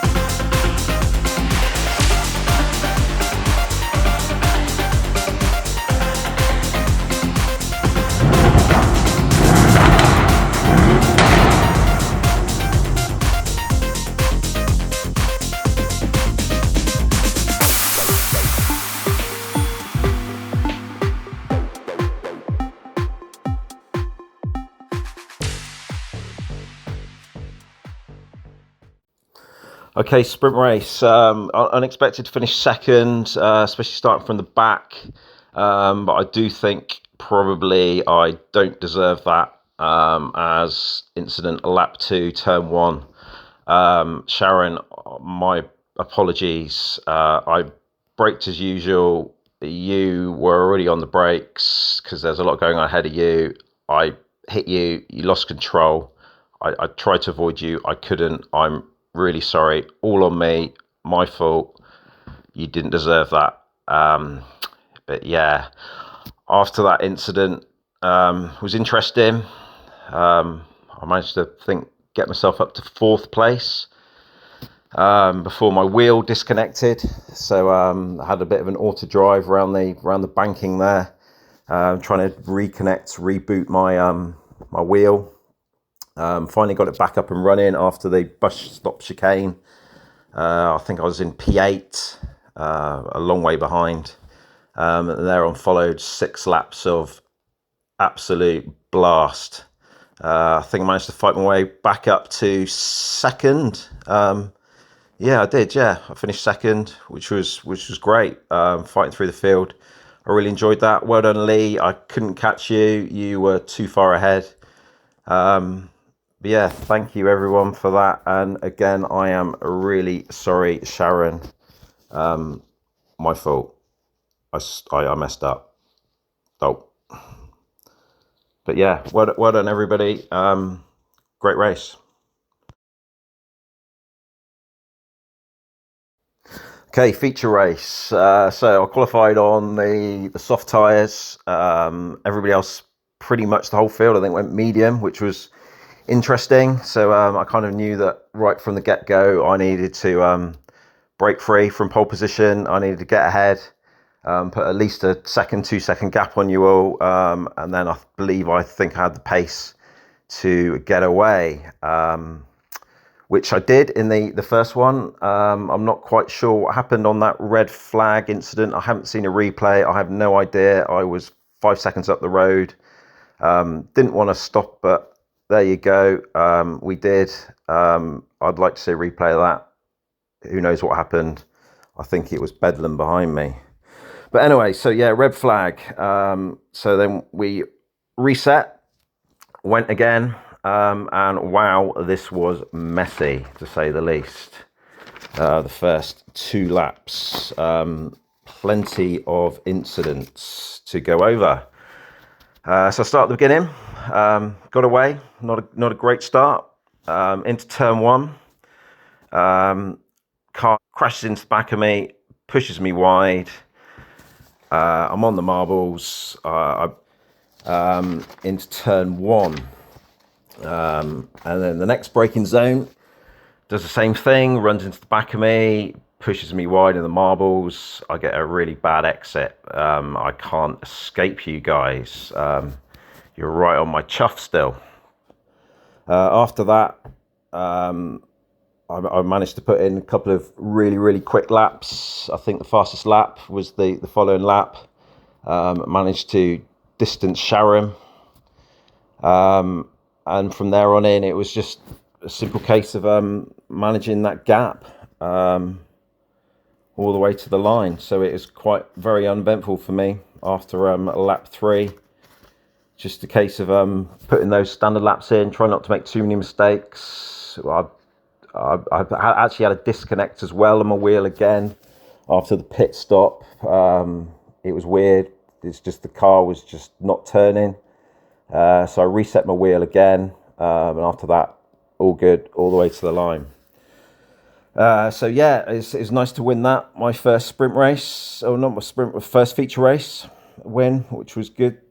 I fully expect to probably go into the stewards, and yeah, there's a lot of incidents, should I say, in the first 2 laps, three and a bit laps. Congratulations, Sharon, coming second, and Kirk for third. I didn't see you guys all race, but well done for doing that. Sharon, well done. Kirk, well done. Everybody else, yeah, good race. Thank you very much. One final thing. Thanks to all the Nighthawk team, all the admins. You do a cracking job. I do some volunteering myself in my spare time. It is very time consuming. What you guys do is amazing. Really enjoying this series. Keep it up. Thank you very much. Ciao, ciao, ciao. I'm happily surprised with third, given that I have had no practice due to illness and technical issues. Daytona, not one of my strong tracks, so yeah. Happy. Yeah, P3 and the podium. Well, returning to the podium for the first time since the opening round in Austria. I'm kind of surprised I got a podium in the race. I didn't really have any pace at all for that entire weekend for that the entire event. But I did my best, keep it clean, kept it consistent, kept the penalties to a minimum, avoid making any silly mistakes such as spinning, avoid going for any overly aggressive moves, and it all rewarded me in the end with the podium finish. I think after the first stint with Bertie, it was definitely a bit of a mental chore, a mental game to keep myself focused and in the game. But yeah, it's pretty quiet, but I kept it clean. What you have to do in an event like this, and when the reward come to me with a P3 finish. Thank you. Next race, Daytona Oval.